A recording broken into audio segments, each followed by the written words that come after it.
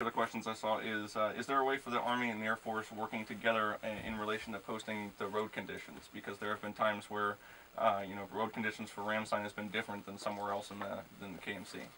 Right. Well, we're actually located on Vogelway. Our dispatch center is actually located in the same building, actually the same room as the Air Force dispatch as well.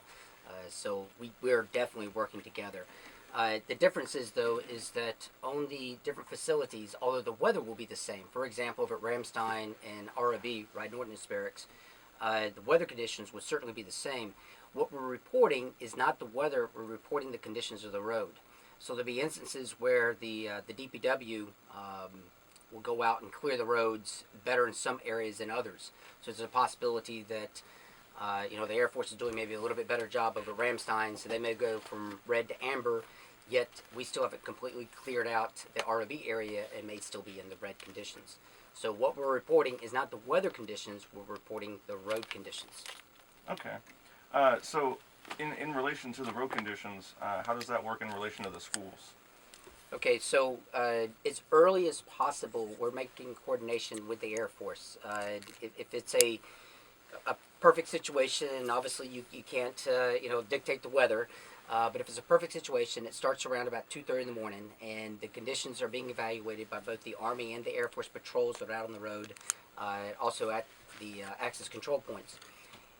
We consolidate our data and our information, make sure that we're keeping safety and prevention in mind, and we come up with a consolidated decision, if you will, to decide if we're going to have school closures, because there are facilities on Army bases, or school facilities in both Army and Air Force facilities. So we want to make sure that the buses that sometimes go both places, or people who have children who may go to both the schools, are on the exact same schedule. So within the Kaiserslautern Military Community, including Simbach, we will ensure that all school delays are completely matched up across the board. Okay. Now we've touched on it a little bit, specifically with Baumholder when we talked about their late reporting.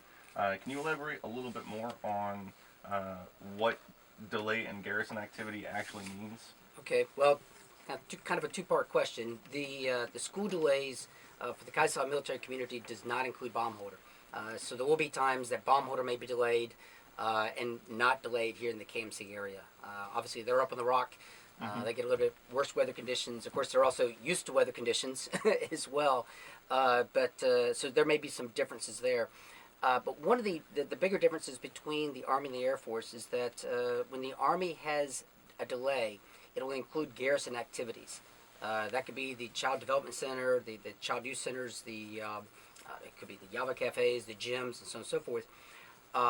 So only those things will be closed as connected to the garrison, United States Army Garrison, Rheinland-Pfalz. We do not control whether or not the units are delayed. Those are unit decisions.